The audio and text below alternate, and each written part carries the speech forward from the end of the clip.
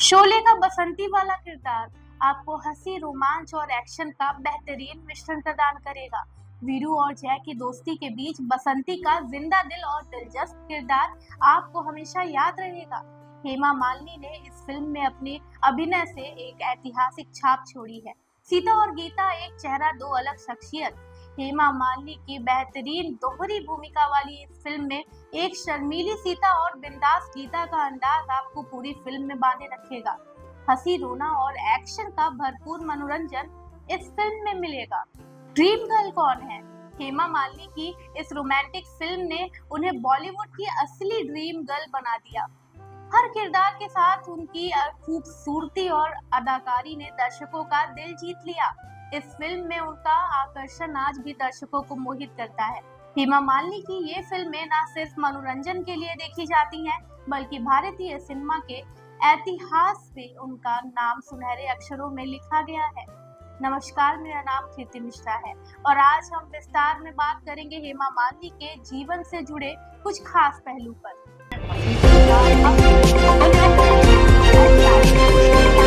आप देख रहे हैं जनदर पर माया नगरी, सितारों की दुनिया का असली रंग।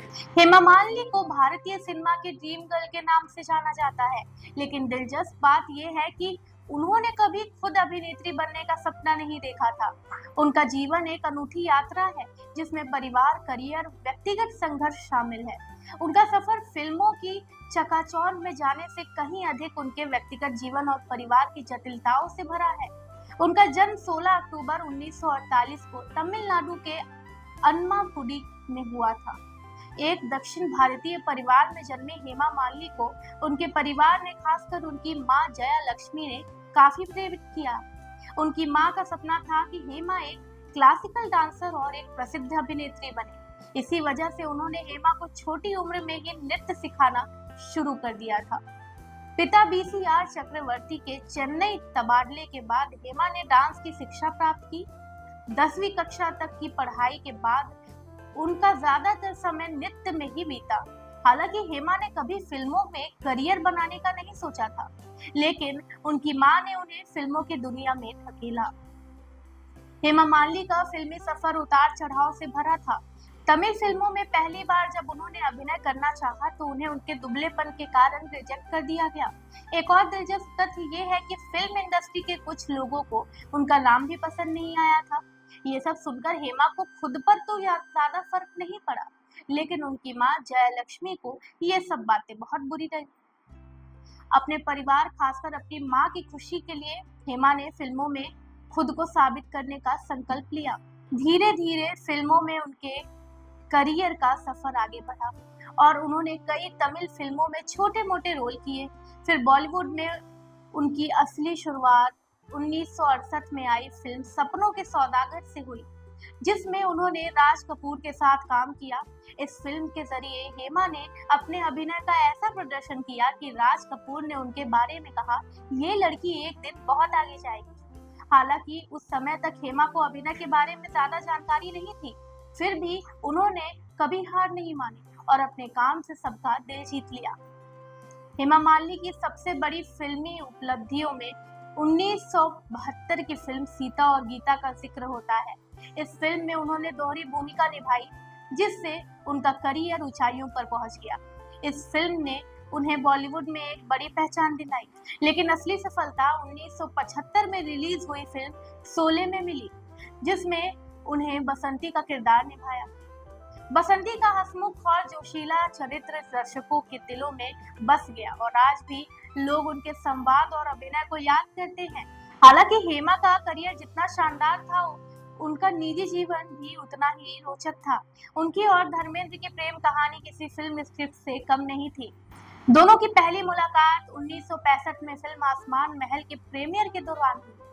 धर्मेंद्र उस समय फिल्म इंडस्ट्री के सुपरस्टार बन चुके थे और हेमा एक फ्लॉप फिल्म के साथ अपने करियर की शुरुआत कर रही थी। धीरे धीरे दोनों एक दूसरे के प्रति आकर्षित होने लगे और उनके बीच का ये आकर्षण फिल्म शोले की शूटिंग के दौरान प्यार में बदल गया। 1980 में दोनों ने शादी कर ली, लेकिन ये यात्रा इतनी आसान नहीं थी। हेमा का दक्षिण भारतीय परिवार धर्मेंद्र के साथ उनके रिश्ते से खुश नहीं था। धर्मेंद्र पहले से शादीशुदा थे और उनका पंजाबी होना भी परिवार के लिए एक मुद्दा था। इस वजह से धर्मेंद्र और हेमा को अपने रिश्ते को छिपा कर रखना पड़ा। हेमा की मां अक्सर शूटिंग सेट पर आ जाती थी, जिससे उन्हें मिलने का मौका बहुत कम मिला करता था। फिर भी धर्मेंद्र ने इसका एक अनोखा तरीका निकाला। वो जिन फिल्मों में हेमा के साथ काम करते, उन फिल्मों के कैमरामैन को पैसे देकर इस बात का ध्यान रखते कि रोमांटिक सीन के रीटेक बार-बार, ताकि वो हम हेमा के साथ ज्यादा समय बिता सके। धर्मेंद्र और हेमा के बीच के रिश्ते में कई मुश्किलें आईं, लेकिन दोनों ने अपने प्यार को बरकरार रखा। आखिरकार 1980 में उन्होंने शादी की, क्योंकि हिंदू विवाह अधिनियम के तहत पहली पत्नी के रहते दूसरा विवाह संभव नहीं था। धर्मेंद्र ने इस्लाम धर्म अपना लिया और फिर हेमा से शादी की। बाद में उन्होंने तमिल आयंगर रीति रिवाजों के अनुसार भी विवाह किया। धर्मेंद्र और हेमा के साथ रिश्ते में संघर्ष के बावजूद दोनों ने अपने परिवार और समाज की परवाह किए बिना एक दूसरे का साथ दिया।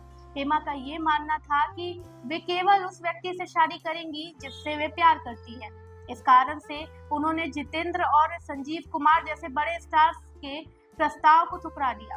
जितेंद्र और हेमा की शादी की चर्चाएं भी हुई थी, लेकिन धर्मेंद्र के हस्तक्षेप के बाद हेमा ने जितेंद्र से शादी करने से मना कर दिया। धर्मेंद्र और हेमा की शादी के बाद भी उनके जीवन में चुनौतियों की कमी नहीं थी। धर्मेंद्र की पहली पत्नी प्रकाश और उनके बच्चे सनी और बॉबी देओल के साथ हेमा का रिश्ता कभी सहज नहीं रहा। सनी और बॉबी ने कभी भी हेमा को अपनी मां के रूप में स्वीकार नहीं किया। हालांकि हेमा ने धर्मेंद्र की पहली पत्नी प्रकाश कौर के प्रति हमेशा सम्मान जताया। उन्होंने अपने एक इंटरव्यू में कहा था कि वो प्रकाश के बारे में कभी बात नहीं करती, लेकिन उनका बहुत आदर करती हैं। इसी तरह उनकी बेटियां ईशा और आहाना भी धर्मेंद्र की पहली फैमिली का सम्मान करती हैं। धर्मेंद्र और हेमा की इस प्यार और संघर्ष के बीच उनका फिल्मी करियर भी शानदार रहा। उन्होंने 100 से अधिक फिल्मों में काम किया और अपनी अभिनय क्षमता से दर्शकों के दिलों में खास जगह बनाई। हेमा का जीवन न केवल एक अद्वितीय अभिनेत्री के रूप में जाना जाता है, बल्कि एक मजबूत महिला के रूप में भी, जो अपने परिवार, समाज और करियर के बीच संतुलन बनाने में सफल रही है। हेमा का राजनीतिक सफर भी उल्लेखनीय है। उन्होंने 2004 में भारतीय जनता पार्टी से जुड़कर राजनीति में प्रवेश किया। इसके बाद वो राज्यसभा की सदस्य बनी और उसके बाद 2014 और 2019 में मथुरा से लोकसभा के लिए चुनी गई। हालांकि राजनीति में उनके कदम रखने के बाद उन्हें आलोचनाओं का सामना करना पड़ा, लेकिन उन्होंने अपने दृढ़ संकल्प से सभी चुनौतियों को पार कर लिया। इस प्रकार हेमा मालिनी का जीवन एक प्रेरणादायक यात्रा है। उन्होंने न केवल फिल्मों में अपनी जगह बनाई, बल्कि एक मजबूत और स्वतंत्र महिला के रूप में भी अपनी पहचान बनाई। हमारे द्वारा दी गई इन्फॉर्मेशन आपको कैसी लगी, कमेंट करके जरूर बताएं और देखते रहें जनदर्पण न्यूज़। धन्यवाद।